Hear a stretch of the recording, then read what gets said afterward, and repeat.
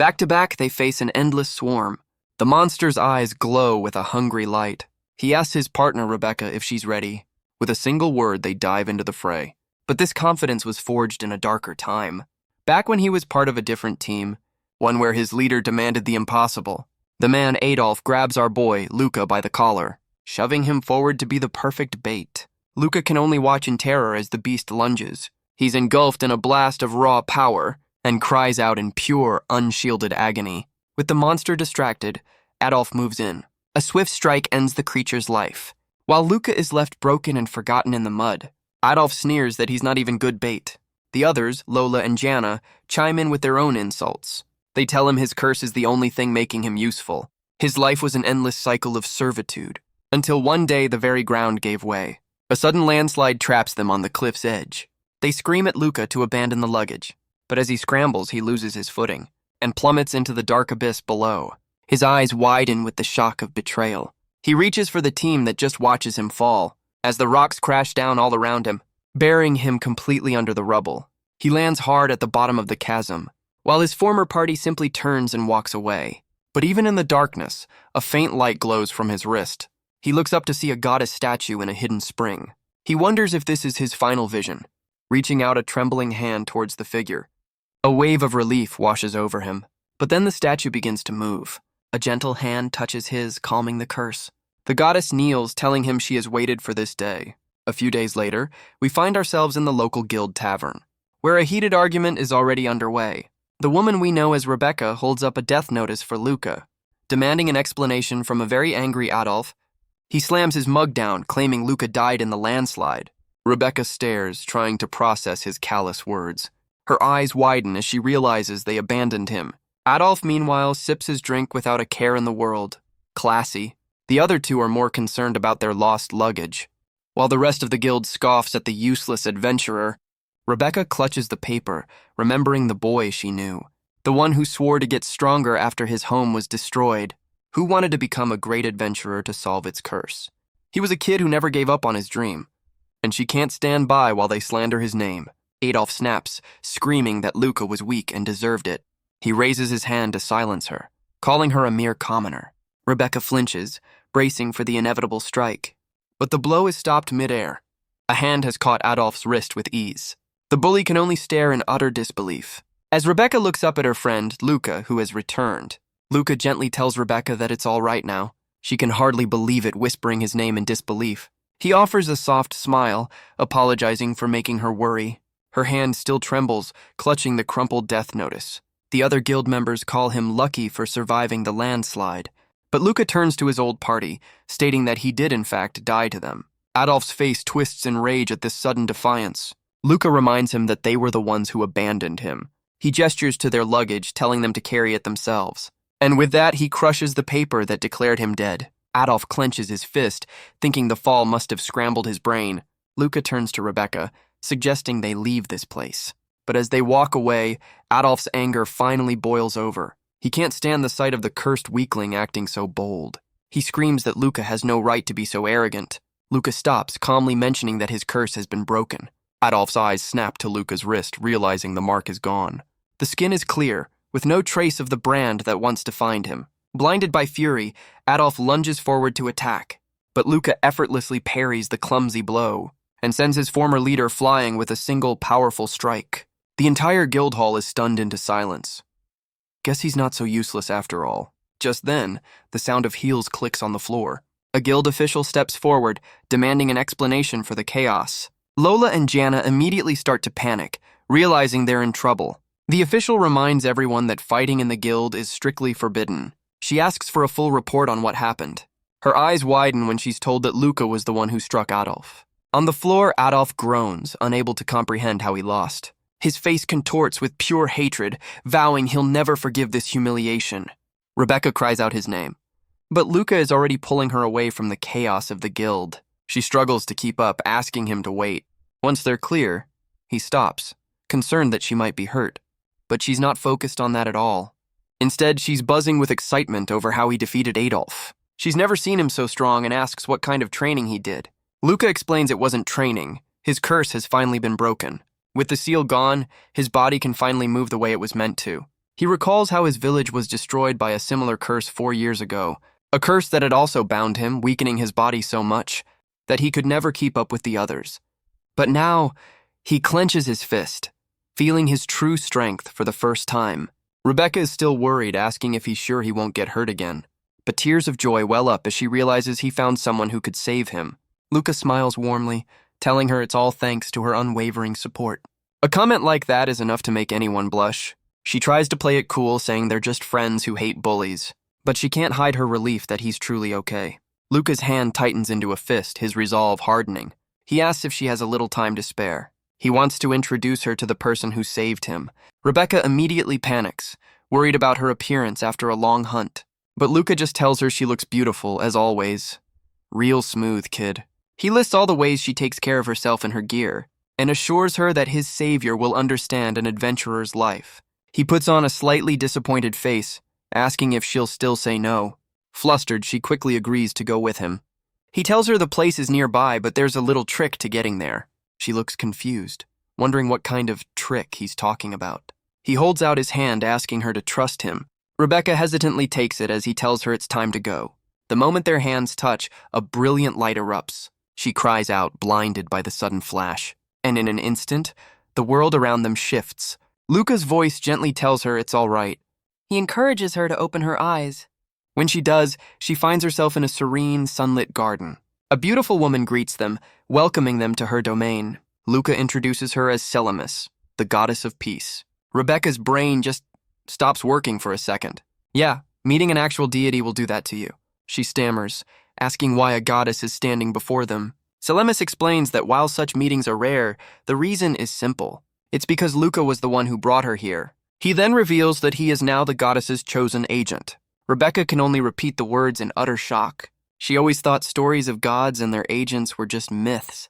Selamis says it's understandable to think so. Most agents hide their identities to avoid unnecessary conflict. She explains that 10 gods exist, each with a chosen agent to carry out their will. And after their fateful meeting, she judged Luca worthy of that role. Rebecca asks if it's really okay to share such a huge secret with her. The goddess smiles, admitting it was her idea. She explains that the life of an agent can be a lonely one. Not all gods are benevolent, some are actively hostile and cruel. Luca adds that he'll need allies he can trust for what's to come, which is why he wanted to tell the person he trusts the most. He admits it was Selamis' idea to bring her here, but he wanted to tell her himself, so she would never have to worry again. He recalls losing his family and his home, and how he was left all alone in the world. But even then, there was one person who showed him kindness, a young Rebecca, who shared her food and told him to stay strong. Back in the present, Luca says Selamis taught him one more thing. The goddess turns to Rebecca, offering to cure her mother's illness. Rebecca is left completely speechless by the sudden offer. Luca just gives her a gentle, knowing smile. He takes her hand, telling her he wants to be her strength now. Tears stream down her face as she agrees to finally rely on him. Selamis tells them they can use her domain whenever they wish. And with that, she gives Luca his first official mission. His task is simple. Go and save those who need his help. Luca accepts without a moment's hesitation. In a flash, they step back into the real world. Talk about a commute. He explains that the portal only works from that specific spot. As they walk, Rebecca worries that he hasn't been eating well, but as she offers him dinner, Luca's attention is drawn elsewhere. A young girl runs towards them, crying out for her sister. It's Rebecca's sister, Katie, and she's in a panic. She sobs that their mother has collapsed and won't wake up. Rebecca's blood runs cold as she sprints towards her home. Inside, she finds her mother lying unconscious on the floor. She rushes to her side, desperately trying to wake her. Luca calmly asks Katie to run and find a doctor. The little girl immediately dashes out the door. Rebecca continues to cry out her mother's name in fear. Luca calls out to her, trying to break through her panic. He gently takes her by the shoulders, telling her it will be all right. He asks for her help, moving her mother to bed before the others return. He leans over her mother, urging her to hold on. Turning to Rebecca, he tells her he's going to fix this. He places a hand over the woman's chest, channeling a divine light. His face strains with concentration as he pours his power into her. A brilliant glow emanates from his palm. Inside her body, dark runes covering her lungs begin to shatter. Rebecca can only watch, completely stunned by the display. With a final surge, Luca unleashes the spell to dispel the curse. Later, a doctor examines the now stable patient, looking quite perplexed. He explains that her symptoms have miraculously subsided. Guess he's skipping that chapter in the medical books. Katie cheers that her mom will wake up soon as Rebecca looks on in disbelief. In the background, Luca offers a quiet, satisfied smile. The grandmother tells Rebecca that a god must be watching over them, while our boy slips out unnoticed. He walks away contemplating the nature of the curse he just broke. Back in her domain, Selamis explains that the god of destruction spreads such misfortune. She cannot ignore the suffering, and neither can her new agent. But just as he's about to leave, a familiar voice calls out his name. Rebecca runs up, worried he was leaving without a proper goodbye. With tears in her eyes, she thanks him for saving her mother. Luca's gaze softens, his resolve to protect her strengthening. She waves him off with a smile, promising to see him tomorrow. Alone again, Luca turns back to his patron goddess. He clenches his fist, asking where he should begin his mission. Selamis smiles, certain she made the right choice. She gives him his first tasks: raise his adventurer rank and move her statue to safety. But she adds that there is one more very important instruction. Above all else, he must remember to enjoy his new life as an adventurer. Luca listens, taking her words to heart. He accepts the mission without hesitation. The next day, he stands before the guild, ready to begin. Luca approaches the guild counter, ready for a fresh start. The receptionist asks if he's taking on a quest alone. He confirms with a confident smile, also submitting the paperwork to officially leave his old party. She warns him that repeated failures will result in penalties. After all, an adventurer's license comes with many perks. The rules are in place to protect the public from reckless failures. With the formalities done, she returns his adventurer card. And with that, Luca steps out into the city. Selamis notes the receptionist's rather chilly attitude, but Luca understands given his past record of failures. Just then, a familiar voice calls his name. It's Rebecca, looking refreshed and ready for action. He asks about her mother, who is now recovering well. She then offers to join him on his quest, wanting to help. Her eyes sparkle with the excitement of a new adventure together. He agrees, promising they'll return if it gets too dangerous. The two of them head out towards the nearby forest. Their target, a pack of horned rabbits.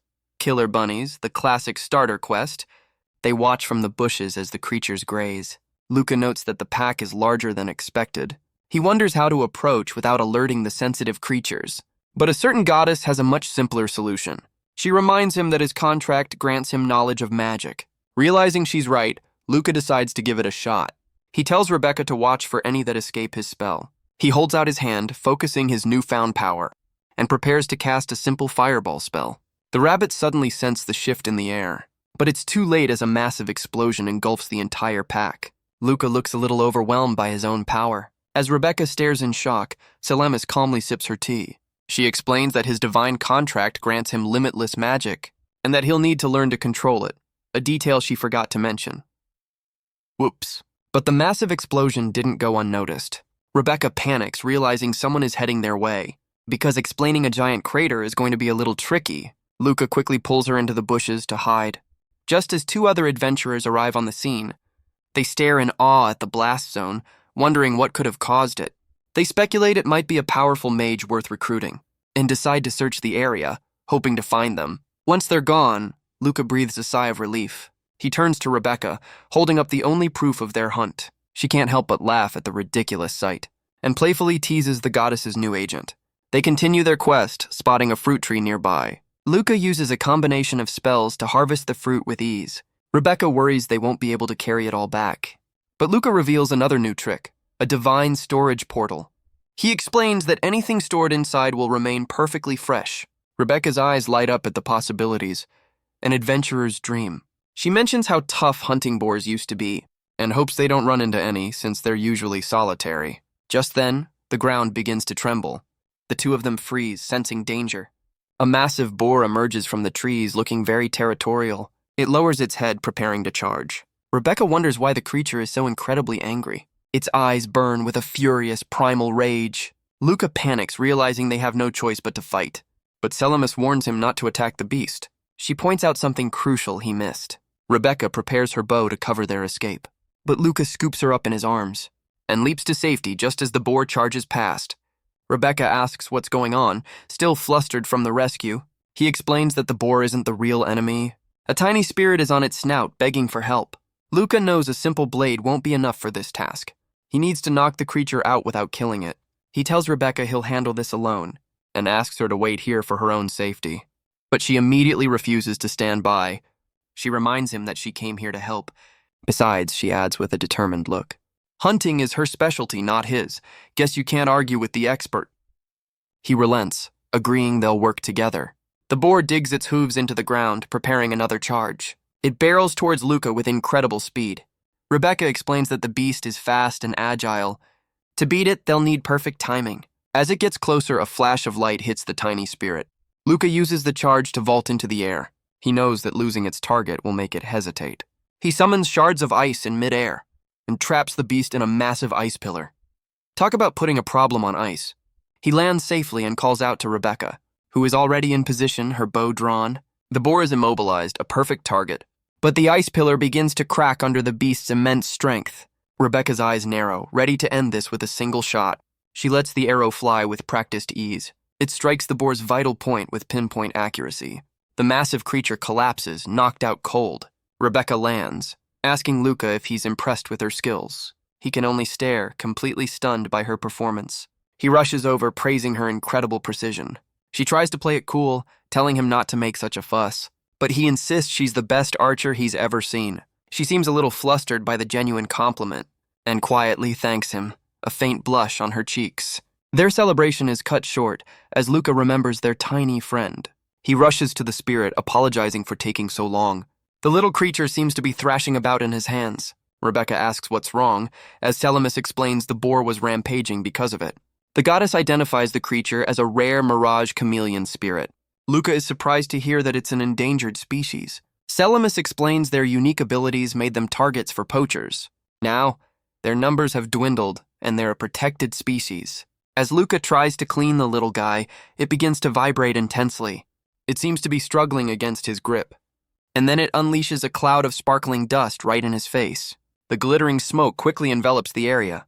Rebecca calls out his name, worried, as he assures her he's fine. But when the smoke clears, she can only stare in utter shock.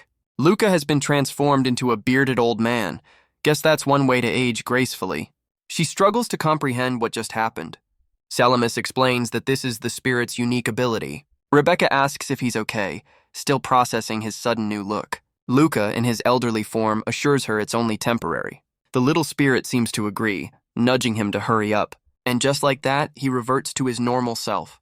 The tiny creature then leaps from his hand and affectionately nuzzles against his cheek.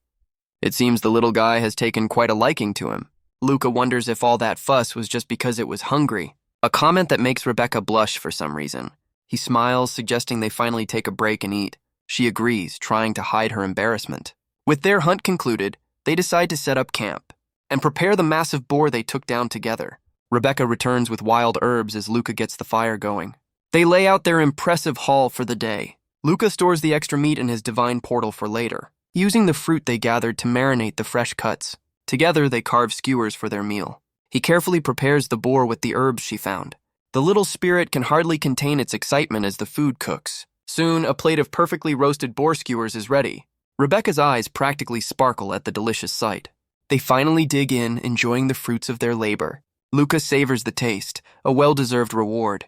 Meanwhile, back at the Adventurers Guild, the receptionist declares another party's quest a failure. It's the two adventurers from before who failed to find any rabbits.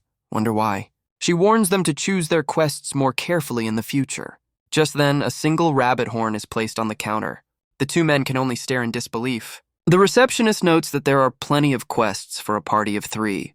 She informs Adolf that with Luca's official withdrawal, they'll need to find a new member for their party, a fact that sends Adolf into a silent, seething rage. Meanwhile, Luca casually mentions crushing his enemies over lunch. Priorities. Later, back in town, the day's work is done. But Rebecca's little sister Katie has some questions. She bluntly asks if Rebecca has a crush on Luca. A flustered Rebecca can only deny. But Katie pushes, telling her to just confess already. Rebecca insists it's nothing like that at all.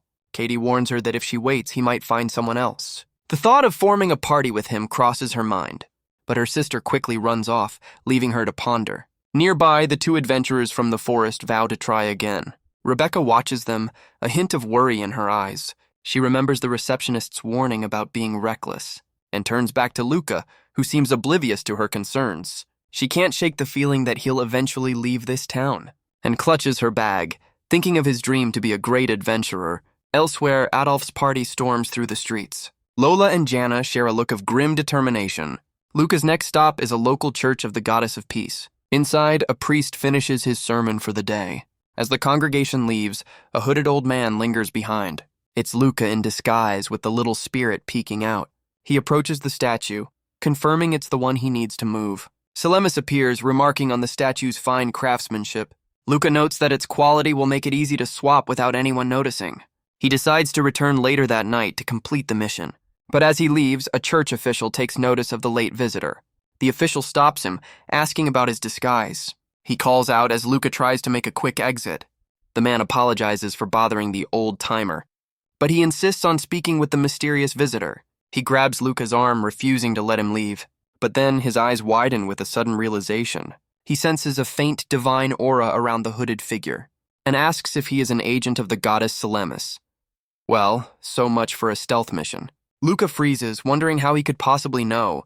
The priest begs him to listen for just a moment. He explains that he can feel the divine power, and introduces himself as Eppo, a priest of Calemis. He reveals that his ancestors were also agents of the goddess, and now he wishes to offer his own strength to Luca. Luca considers the convenient timing of this meeting. Eppo, sensing his doubt, rushes off to find proof. He returns moments later, surprisingly fast for his age, and presents a cloth-wrapped object to our boy. It's an ornate sword passed down through his family. Salamis herself appears, recognizing the blade. She confirms it belonged to one of her descendants. With that, Luca agrees to trust the eager priest. Eppo's face lights up with pure, unadulterated joy. Luca pulls back his hood, the little spirit peeking out. He drops the disguise and formally introduces himself. The priest is moved to tears, honored to finally meet him. He marvels at Luca's transformation ability, and gets a little too close for comfort in his excitement. He begs to be of service in any way he can. Luca decides to accept the man's very enthusiastic offer. He explains his mission to find a safe place for the statue. Eppo is immediately overwhelmed, crying that the goddess trusts him. With the task set, Luca presents the statue to its new guardian. The priest is so excited he's practically vibrating. Someone get this man some tea. He marvels at the goddess's divine form, his faith absolute, and vows to protect her sacred image with his very life. He then asks Luca where his journey will take him next. Salamis suggests the capital, where a festival is underway. Eppo eagerly offers the church's support, promising food and lodging. Luca reminds him to keep his identity a secret, which the priest readily agrees to. He then asks if anyone else can sense divine power like Eppo can. The priest explains that this ability is unique to him and his family. Luca realizes the chances of being discovered are thankfully slim. Eppo believes this power was a gift, meant to help him serve Luca. He then presents the sword passed down through his family, a memento from his ancestor, who was also an agent. The blade is dungeon-forged, unbreakable, and enhances the wielder's strength. He notes that it's a much better weapon than Luca's current knife. Luca understands that this is what his predecessor would have wanted. He gratefully accepts the powerful heirloom. The priest is once again moved to tears by the honor. But he's not done yet, offering Luca another small gift. He tells Luca to use the supplies as he sees fit, for he serves the goddess's will. As Eppo waves him off, Luca is certain he's found a trustworthy ally. Later that evening, he arrives at a humble town inn. The innkeeper grumbles about the festival in the capital, and tells Luca to quit adventuring if he can't make a decent living. Luca simply places a heavy pouch of coins on the counter. The innkeeper's eyes widen, accusing him of stealing it. But Luca just smiles, explaining it was all from a day's work. The innkeeper examines the coin, still in disbelief. Luca just smirks, enjoying the man's shock. The man finally relents, clutching the heavy pouch. But then he hands Luca a letter that was left for him. He explains it was forced on him by the sender. A dark expression crosses Luca's face. Suddenly, the front door slams open. The innkeeper jumps, startled by the sudden noise. He turns to find that Luca has already vanished. The letter leads him to a dilapidated shack on the outskirts of town. Inside, one of the adventurers from the forest waits. He crushes a strange seed in his hand, revealing he has captured Rebecca and her sister. Their hands are tied tightly behind their backs. The two of them can only watch in fear. This is not the party reunion she was hoping for.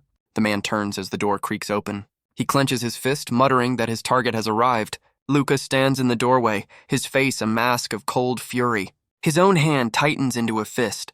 The man sneers, mocking him for coming unarmed. Rebecca struggles against her bonds, trying to warn him. Luca cries out her name, his composure breaking. The captor grabs Rebecca, holding a blade to her throat. He pulls her hair, sneering at the weakling before him. He mocks Luca for being nothing without his powers. But Rebecca refuses to be a damsel in distress. She lands a solid kick, shouting in defiance. The man's rage boils over, strange markings appearing on his skin.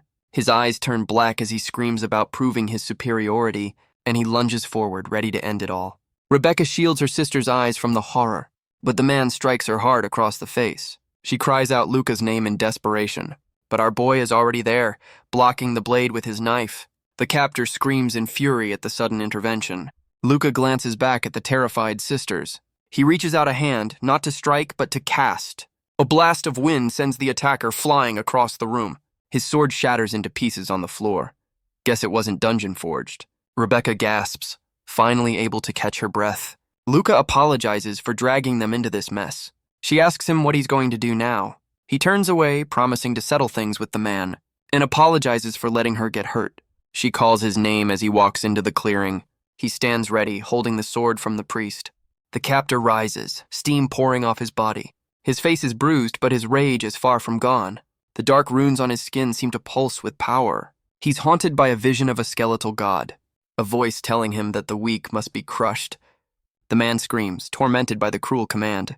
His eyes burn with a desperate, borrowed fury, but Luca remains perfectly calm, ready for the fight.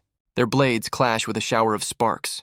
The captor's hands tremble against Luca's superior strength. He raises his weapon for a desperate overhead swing, but Luca parries the attack with ease. The man growls in frustration at his opponent's skill. Luca flips backward, gracefully creating some distance. The captor's face is a mask of pure, unholy rage. But Luca stands his ground, his gaze unwavering. From the doorway, Rebecca and Katie watch in terror. She recognizes the runes. They're the same as Luca's curse. The very curse that destroyed his entire village. Katie asks her sister if she's all right. Rebecca forces a smile, saying Luca is strong now, but she knows this is his trauma and prays he can overcome it. As the fight continues, a new threat emerges from the side. Rebecca's eyes widen as she spots the source. It's Jana, preparing to cast a spell. Looks like the whole gang is here. Rebecca realizes they're surrounded as Katie cries out. Jana unleashes a torrent of fire right at Luca, but Rebecca leaps forward, becoming a human shield. She takes the full force of the blast. Jana can only stare, shocked by the interference. Rebecca tells her it's payback for earlier, and declares that she won't let them get in Luca's way. Lola is stunned to see her partner taken down so easily, so she turns her attention to the easier target, Katie. She moves to take the little girl hostage once again, but a wooden bucket comes flying out of nowhere.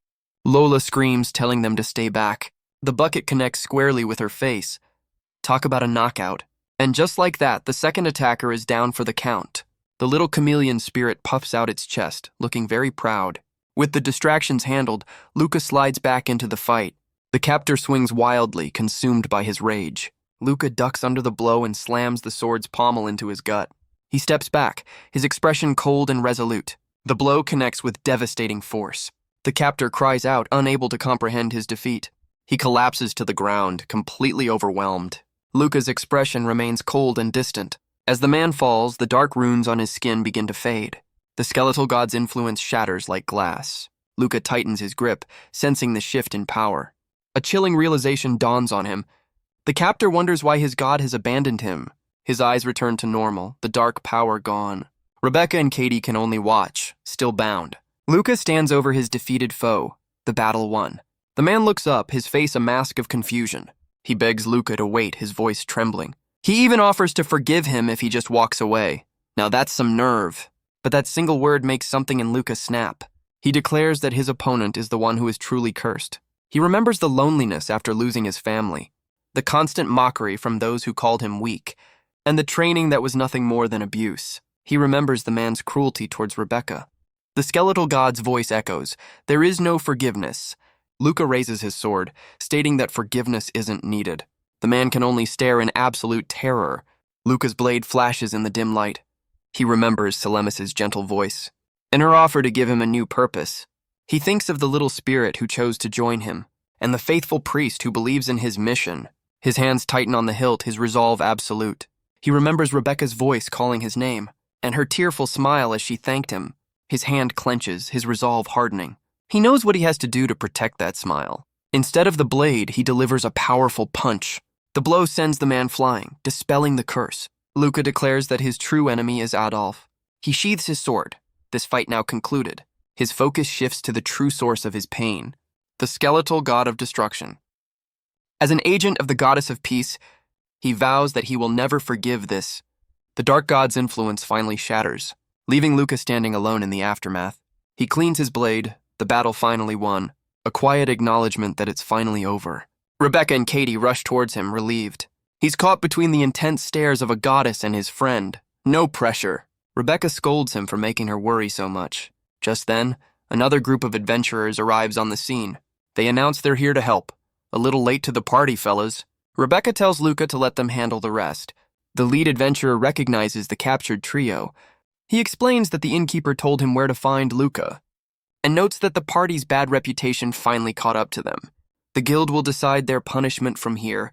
The adventurer offers to escort the sisters home safely, but Rebecca smiles, saying she's fine since Luca is here. As they walk home, Luca carries a sleeping Katie. Rebecca asks if she's heavy, but he says it's no trouble at all. Rebecca scolds him, saying he can't just rely on brute force. Luca can only agree, knowing she's right. He apologizes, admitting he acted rashly and without thinking. Rebecca realizes that even the goddess is a little upset. Luca knows he needs to thank Rebecca for keeping him grounded. But Salamis smiles, saying she'll never stop him from helping others. She tells him to use his power to protect those he cares about. Rebecca looks on, relieved that he's safe, and quietly agrees with the goddess's words. Luca turns to her, thanking her for choosing to believe in him. As they walk under the starry sky, he calls out her name, and with a gentle smile tells her it's time to go home. She looks back, her own smile full of warmth as she agrees. Meanwhile, in a dark and dangerous dungeon, a group of adventurers is getting completely overwhelmed. One of them screams that this was supposed to be an easy quest. Another flees in terror from the skeletal beasts. It seems they were given some very bad information. A sudden flash of light signals their doom. As one of the adventurers is thrown to the ground, his eyes reflect the glint of a single coin, and he finds himself surrounded by a swarm of giant ants. Well, so much for them. Back with our boy, Luca is sporting some slick new gear. Rebecca is also looking ready for a serious adventure, and their little spirit friend is just vibing with some snacks. Salamis watches over them, a proud look on her face. Their next opponent, a massive red bear. Luca calmly enchants his blade with divine power and unleashes a devastating flurry of strikes. The beast falls as he lands, already mastering his new abilities. He credits the new sword for his easy victory, a gift from the priest, Eppo, designed to channel magic. With their local quest done, they head for the capital. But on this journey, he's not alone. Rebecca has decided to join him on his adventure. She explains that red bear meat is too tough to eat right away, and proudly shows off her new adventurer's license. He remembers her telling him her dream years ago. She asks if he's been hunting a lot to earn travel money. He has, which has ironically made her own hunting job harder, a fact that makes him feel a little guilty. But she has a solution: become an official adventurer. Her family has already given her their blessing. Luca is still processing the sudden news. She nervously asks if he'd be willing to travel with her, her face flushed with nervous anticipation. He tells her he wants that too. She immediately backpedals, telling him not to feel pressured. Too late for that, but he gently takes her hand, telling her he's happy, and promises to never let her get hurt again. But she tells him he doesn't have to protect her. He should focus on his own mission, because her bow will always be there to protect his back. Her eyes shine as she asks him to adventure with her. And with that, their new party is officially formed. Their journey is filled with new challenges. Once they reach the capital, their first goal is to raise their rank. That way, he can find clues about the god of destruction. Rebecca listens, understanding the weight of his mission. Rebecca asks if the other gods have dangerous agents. Salamis explains that 10 gods exist in their pantheon, but the agents of destruction and death are known to spread chaos. The others are mostly neutral, though their agents can cause conflict. The agent of life is friendly, but Salamis has lost contact with them. Luca hopes they can find allies to fight the curse of destruction. Just then, a rustling sound comes from the nearby woods. The two of them stop, wondering what made the noise. Rebecca's sharp ears pick up distant voices and footsteps, and she realizes something is heading straight for them. A giant ant monster bursts from the trees. Well, that's not ideal. Luca immediately prepares a counterattack and traps the creature in a massive pillar of ice. The beast is frozen solid, its attack cut short. Its body disintegrates, leaving only a single magic stone behind. The stone clatters to the ground as the monster vanishes. Luca cautiously picks up the strange object. He confirms that it's a magic stone from a dungeon monster, which means a dungeon is growing nearby, spilling its creatures out. He worries how such a threat could exist so close to the capital. Rebecca realizes the monster came from where they heard the voices. They know they have to hurry and investigate. Nearby, another of the giant ants stalks its prey. 2 adventurers, an older man and a young woman, are surrounded.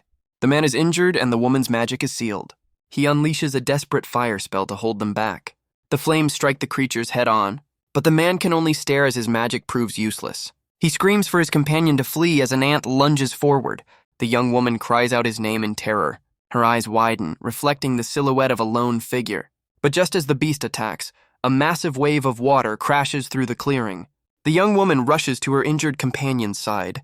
The giant ants are torn apart by the sheer force of the spell, caught in a swirling vortex of Luca's making. And just like that, the entire swarm is wiped out. Guess they should have brought a towel. The woman looks back, realizing who just saved them. Luca turns to them with a gentle smile, glad he made it in time. She thanks him for his timely intervention. He stands before them, his hand still crackling with divine energy. The older man introduces himself as Orva, and his companion as Anne, the daughter of a prominent merchant. Luca and Rebecca introduce themselves in turn. Anne explains she was investigating the new dungeon's effect on their trade routes. She asks if they are adventurers, which Luca confirms. With that, she makes a humble request for their help.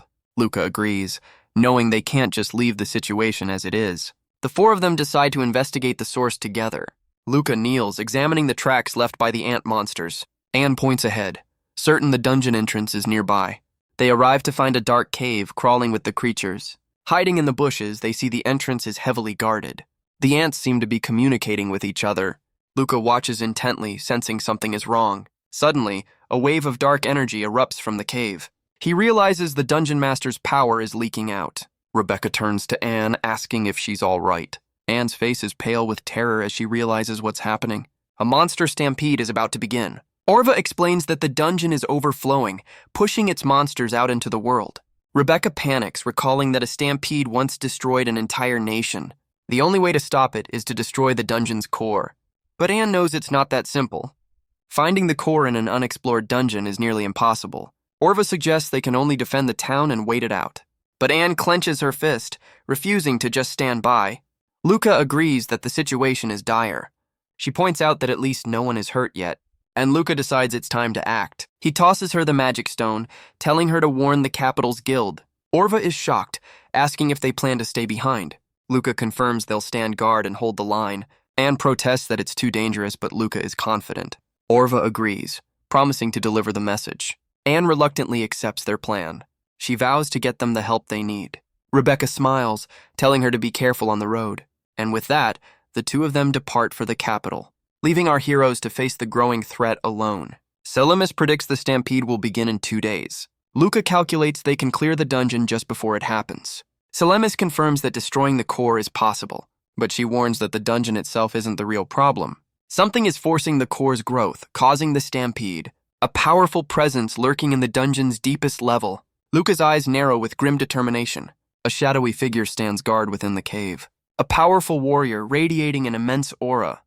Looks like this won't be a walk in the park. He seems to be the dungeon's gatekeeper. As the ants continue their grim work around him, the ant monsters are sent flying by the force of his spell, caught in a torrent of water that tears them apart. Rebecca remarks that she's getting scarily used to this level of power. Luca notes that ice magic seems to be the most efficient approach, and with a single spell, he freezes the entire swarm in an icy prison. He decides it's time to start combining his magic for better results. But even after all this, there's no sign of the dungeon's master, until he spots a piece of broken equipment on the ground. His eyes widen in sudden dawning horror. He finds the remains of another party's camp, completely destroyed. A grim silence hangs in the air as he takes in the scene.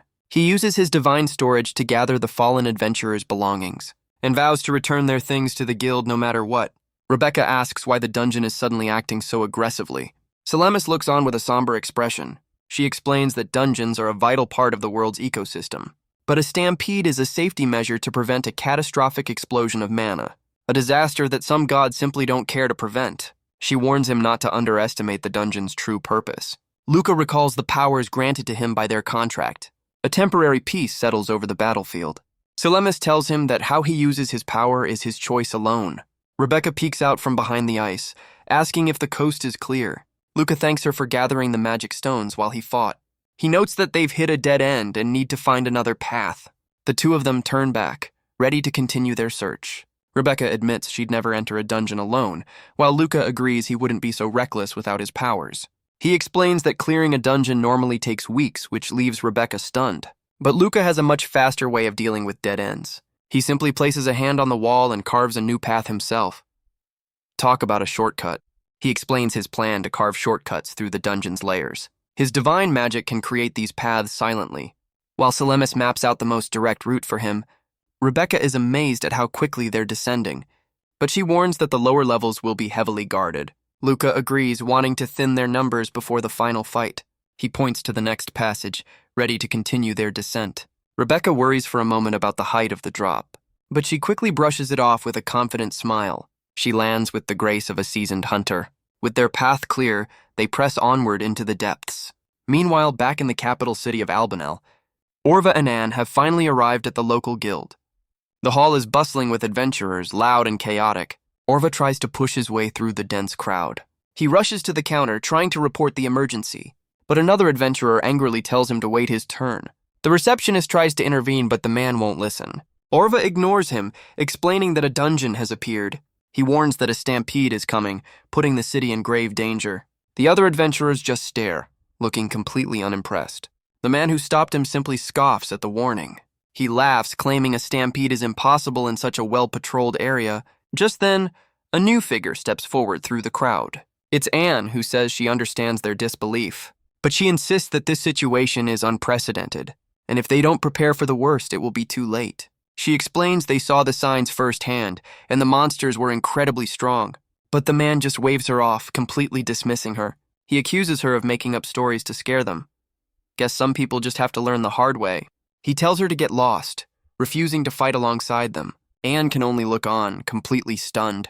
But she remembers Luca and Rebecca's resolve and finds her own. The other adventurers still look completely unconvinced. She clasps her hands, pleading that this is an emergency, but her words fall on deaf ears. Looks like this is going nowhere fast, until a booming voice cuts through the noise. The receptionist explains that Anne is with the guildmaster. A large man with an eye patch introduces himself as Edmund. Anne looks up, her hope renewed.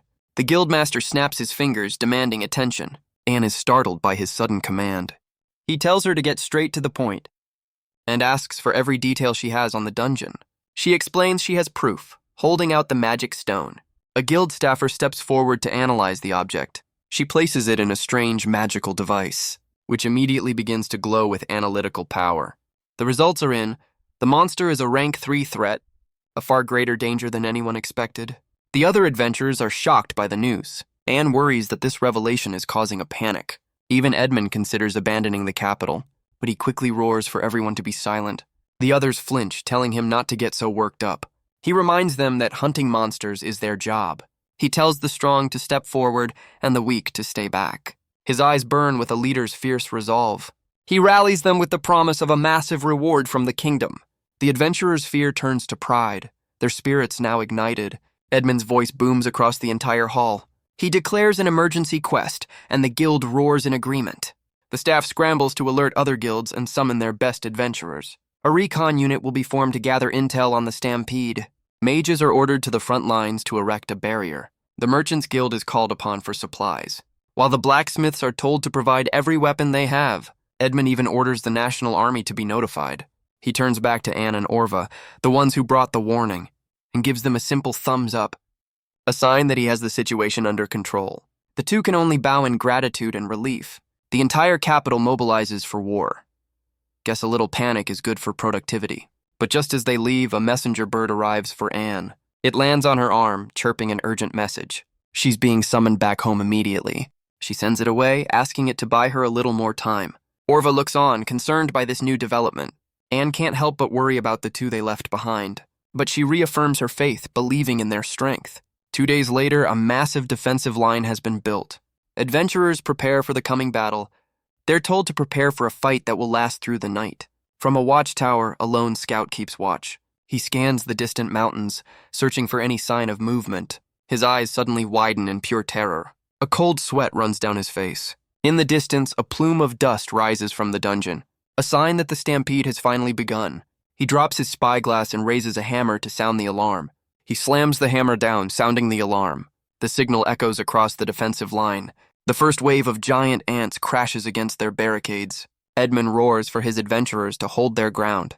The swarm is endless, a tide of chitin and fury. He vows that not a single monster will pass. Guess they're not getting a picnic permit today.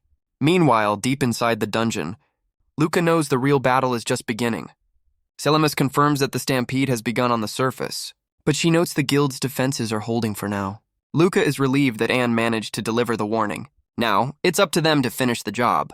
He suggests Rebecca wait in Selimus's safe domain, but even their little spirit friend is ready for a fight. Luca turns to his partner asking if she's ready. She flashes a confident smile, always prepared. They've reached the final area of the dungeon and come face to face with the dungeon's core, the Ant Queen. Without hesitation, the two of them charge into battle. Luca creates a path of ice to close the distance. He slides down, his blade ready to strike, but her royal guard swarms to intercept him. Rebecca provides cover, her arrows finding their mark, creating an opening for Luca to reach the queen. But the shadowy gatekeeper suddenly appears to block his path. Luca's eyes widen, caught completely off guard. The warrior's eyes glow with an unnatural light. He unleashes a powerful strike, forcing Luca back. The mysterious figure lands with silent grace. Leaving Luca to wonder who this new opponent could be, Luca sizes up the dungeon's final guardian, a self-proclaimed guardian of the earth, who wonders why they're here. Luca explains they've come to destroy the core and stop the stampede from wiping out the capital. He pleads with the man not to get in their way, but the guardian's only duty is to protect the core's growth. He declares that he won't let them pass, confident in his strength. Famous last words, buddy. But Luca realizes the man doesn't know he's facing a divine agent. The guardian gives them one last chance to walk away. His eyes narrow, his patience clearly at an end. He lunges forward, promising to show them no mercy. Luca is taken aback by the sheer speed of the attack. He tightens his grip, preparing for the inevitable clash. The guardian reminds him that he was warned. Their blades meet with a deafening crash. Sparks fly as Luca struggles to hold his ground. He grits his teeth, feeling the overwhelming power behind the strike. The guardian, however, seems completely unfazed. He easily disarms Luca, sending his knife flying. Luca stumbles back, completely outmatched in raw strength. He flips backward, creating some distance. But he's still on the defensive, struggling to find an opening. He shouts for Rebecca to take the shot. The guardian's eyes widen, realizing it was a feint. Luca unleashes a massive ice spear directly at the Ant Queen. The queen can only watch as the spell hurtles towards her.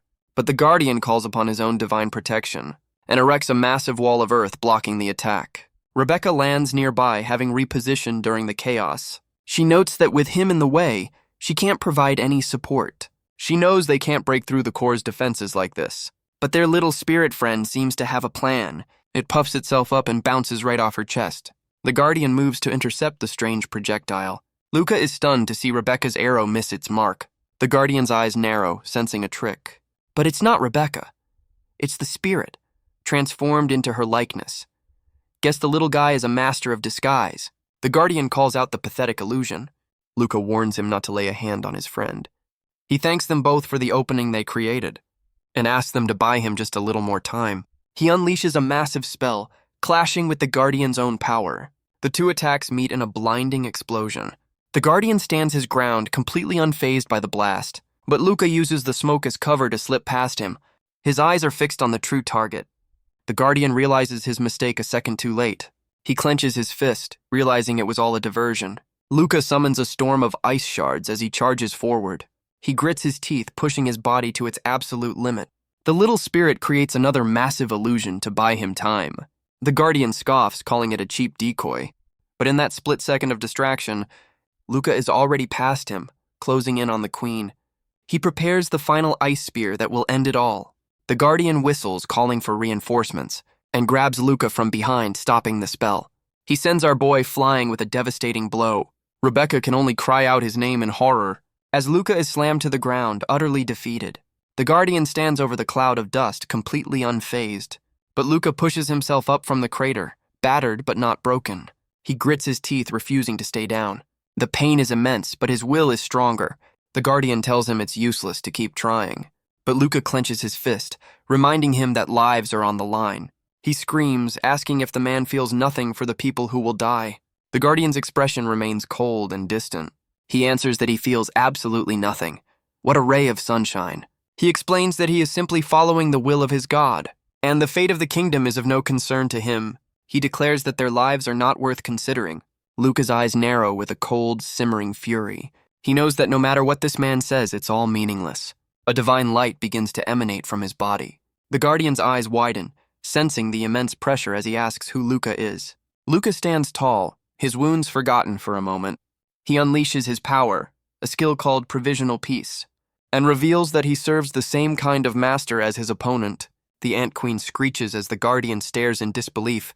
He calls it a bluff, refusing to believe what he's seeing.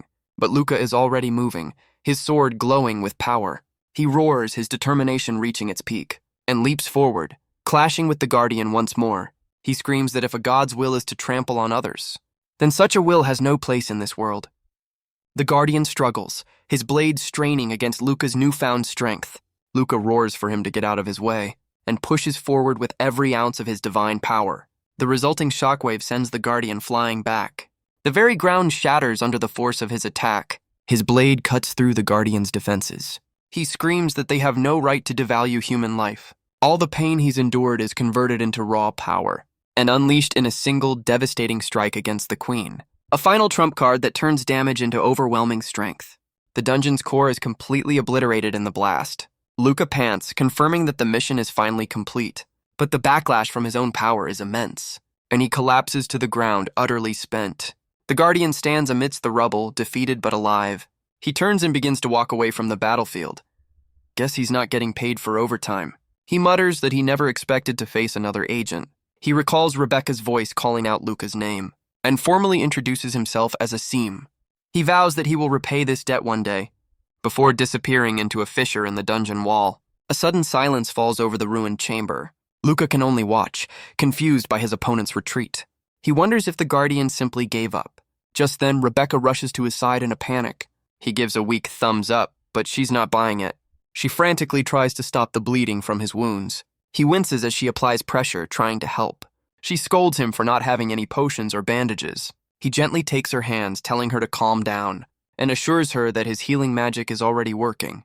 But she points out that the bleeding clearly hasn't stopped. He covers her eyes, insisting that it has, and tells her he's not as badly hurt as he looks. She tells him not to try and fool her, and begs him to stay still until he's healed. Her heart is still pounding from the near-death experience. He gently pats her head, promising to be more careful, a gesture that leaves her completely flustered.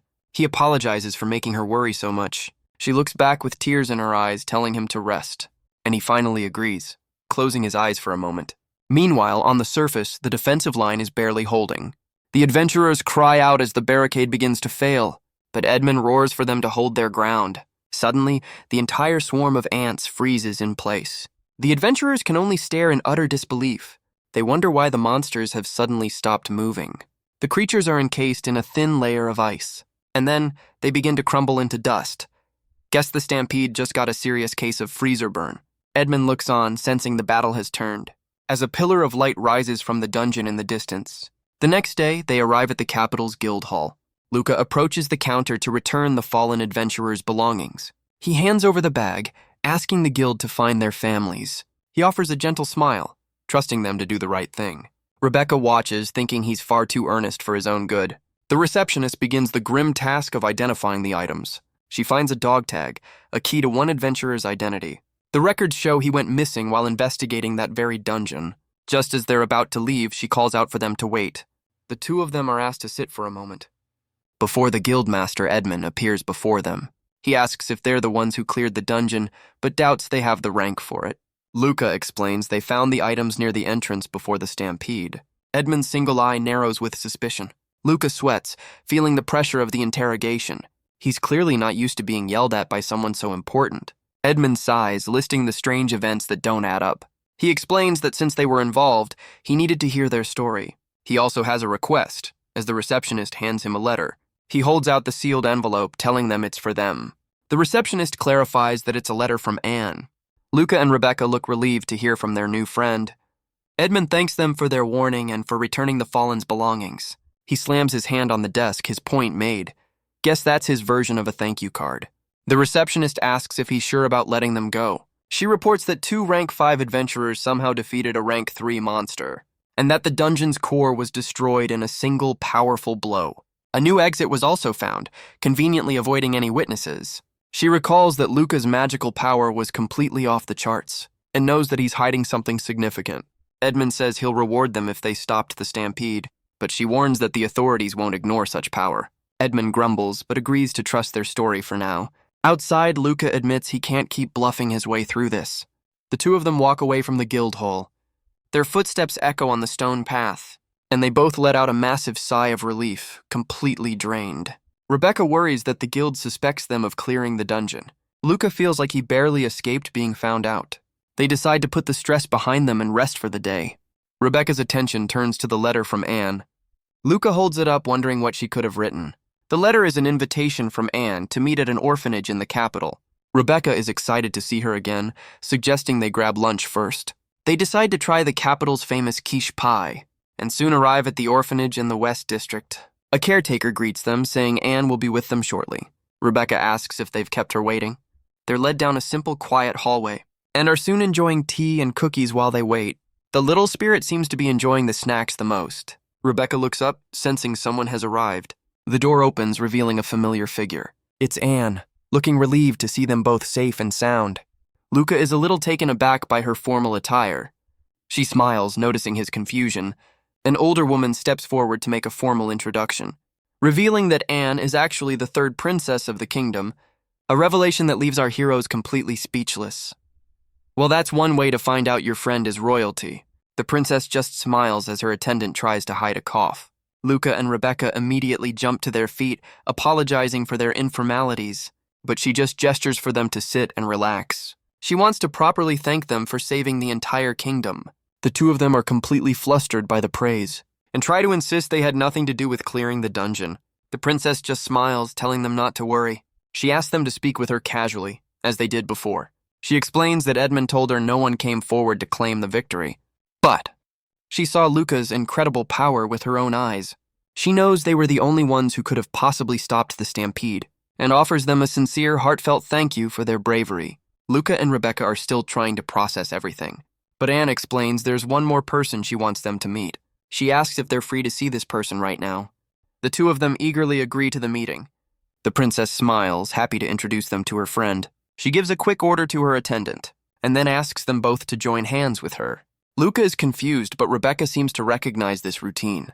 The three of them place their hands together and are once again engulfed in a flash of divine light.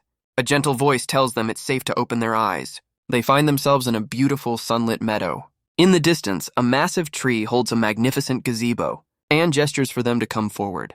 As a giant leaf lifts them towards the structure, talk about an organic elevator. Another woman, looking exactly like Anne, greets them warmly.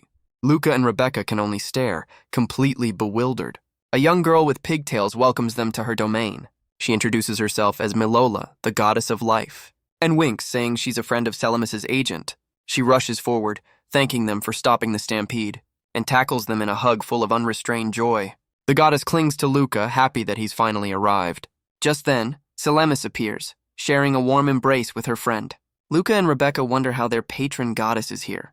Selamis explains that Milola invited them to her divine realm. The young goddess invites them to sit and enjoy some tea. Their little spirit friend is already eyeing the mountain of sweets. Rebecca realizes that Anne must be an agent just like Luca. The group sits down together, a rare moment of peace between allies. Milola explains that the Earth God's followers are a rather militant bunch, and she's incredibly grateful that Luca was there to handle the situation. He admits he doesn't have a destination in mind for their journey, so the young goddess offers a friendly suggestion for their next stop. She paints a picture of a beautiful kingdom full of nature and delicious food. Sounds like a great vacation spot.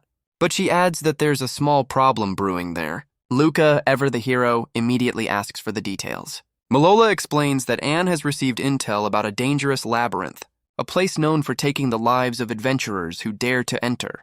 As the goddess of life, she asks them to investigate and to deal with whatever is preying on the innocent. Anne adds her own formal request for their help. explaining that her duties as a princess prevent her from leaving the country, and she doesn't want to send her own people on such a dangerous mission. Luca listens, the weight of the request settling on him. Malola reveals that 4 years ago, the god of destruction struck this very kingdom, leaving behind a lingering curse that manifests as a terrible illness. Anne has been using her own divine power to suppress the sickness, spreading a wide-scale healing spell across the land. But if she stops, the curse will spread and more will fall ill. Luca clenches his fist, understanding the stakes. Anne reassures them that she's close to developing a cure. She just needs a little more time to perfect it. Rebecca looks at the princess with newfound gratitude.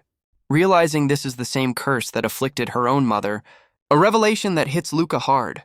Rebecca thanks Anne for protecting her family all this time. A bond of shared struggle forms between them. The princess smiles, glad she could be of service. Malola then asks if they'll lend their strength to this cause. Luca accepts the mission without a second thought. The two goddesses watch, pleased with his resolve. He asks them to share any intel they find on the god of destruction. Anne eagerly promises to do everything she can to help. With their goals aligned, a powerful new alliance is formed. Malola declares that their new mission is officially underway. The goddesses agree to work together to support their agents. Luca stands ready, a quiet confidence in his eyes. Even their little spirit friend is ready for the next adventure. Anne promises to provide them with everything they need for the journey. She presents them with a detailed map of the surrounding kingdoms, a hefty pouch of coins to fund their travels, and a popular adventurer's kit from the capital. Guest Royalty gives out the best starter packs, along with a massive stack of guidebooks and merchant reports. Luca and Rebecca are a little overwhelmed by her thoroughness. Rebecca asks if the princess really prepared all of this herself. Anne admits she had a lot of fun getting everything ready for them. The goddesses look on, happy to see their agents getting along. The princess hopes that one day the three of them can adventure together.